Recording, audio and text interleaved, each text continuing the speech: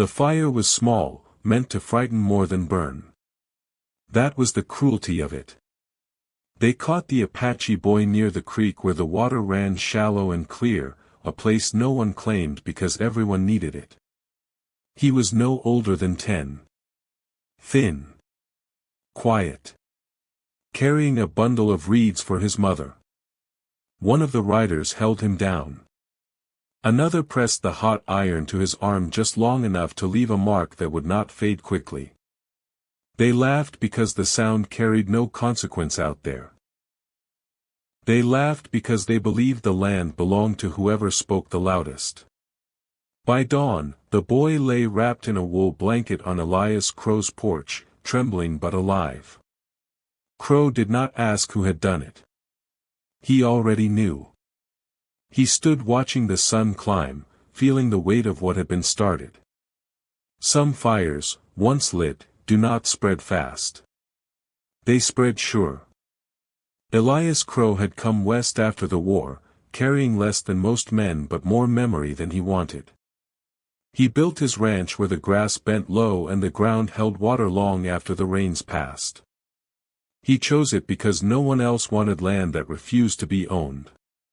Over the years, he learned which trails were used by the Apache and which were left alone out of respect. He learned that fences were suggestions and that some boundaries were older than any surveyor's line. When Crow cleaned the boy's burn, he did it without speaking. The child did not cry. That, more than the wound itself, unsettled him. The men who had done this were not drunks or fools. They were riders employed by a trading concern that moved goods south and paper north. They wore town law when it suited them and ignored it when it did not. Crow saddled his horse before noon. He did not ride to the sheriff. He did not ride to the church. He rode east, toward Apache ground, because he understood a hard truth most men learn too late. When a wrong is done to a child, the land remembers who answers, and who does not.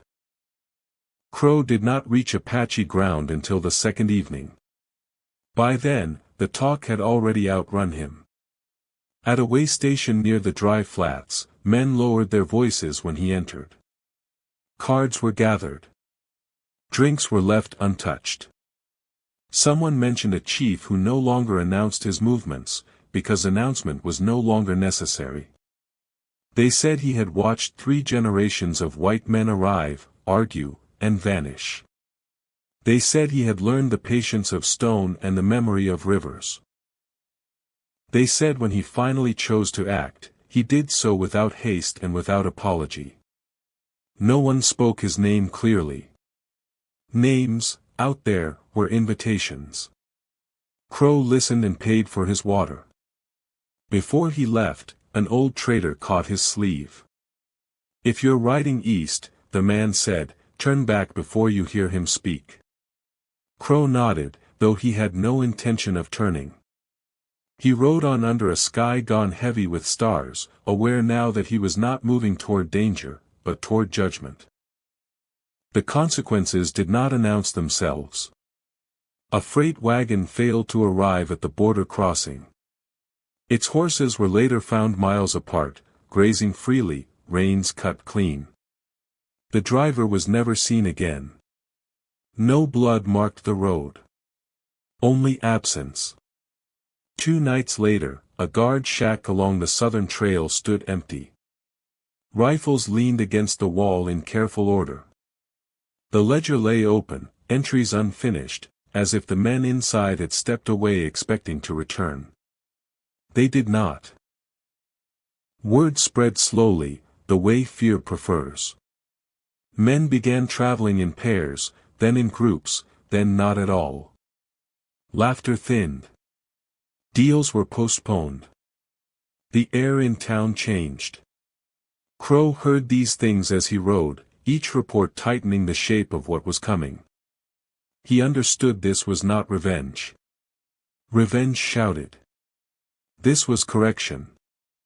And corrections, once begun, rarely stopped at their first mark.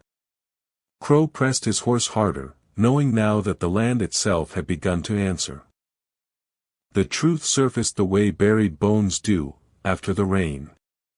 Crow found it in half-finished sentences and doors closed too quickly. He heard it from a woman who sold food near the rail spur, and from a clerk who drank too much and talked when the bottle was low. Piece by piece, the shape of it emerged. Children taken as labor. Families pushed off land once new claims appeared on paper. Trails secured by hired riders who answered to no badge but were protected by several. The same men who burned the boy moved freight, enforced silence, and ensured no one lingered long enough to ask why. The Apache land sat in the middle of it all, an obstacle to a route that fed money north and misery south. The brand on the child's arm had not been a warning. It had been a message. Crow understood then that no single man could end this. The wrong was organized, documented, and defended. It wore clean coats in town and carried rifles beyond it. And because the system had chosen its victims carefully, it believed itself untouchable. Systems always do, right up until the moment the land rejects them. They met where the cottonwoods grew thick along the river bend, their roots knotted deep in soil that remembered older names. The Apache chief stood apart from his men, hands folded, posture unhurried. He was not tall. He was not adorned. Nothing about him asked for attention. Crow dismounted and waited. The silence stretched long enough to strip away anything unnecessary. The chief studied him with eyes that held neither welcome nor suspicion, only measure. At last, he spoke. His voice was low, even. Some men believe quiet means forgotten. Crow did not answer. He knew better than to fill space that was not offered. The chief's gaze drifted toward the river, then back. This harm was not an accident. It was instruction. He paused, letting the words settle like dust. The land has heard it, the chief said. And it will answer in its own way. Crow inclined his head. He understood now that nothing he said could change what had already begun. When the chief turned away, the meeting was over. Judgment had been spoken. Not loudly, but clearly enough for the land to obey. The reckoning arrived quietly, like a slow shift in the wind. Roads that had carried freight for decades suddenly became impassable. Contracts vanished from offices as if erased by memory itself. Men who had counted themselves untouchable found themselves alone, wandering trails with no destination and no witness. The town that had tolerated the taking of land and labor shrank under the weight of invisible justice. Its authority dissolved, not with gunfire, but with absence. The system that had seemed permanent buckled beneath the inevitability that had been set in motion the day the boy's fire was lit. The boy healed, his scars fading into the shape of a story he would carry quietly.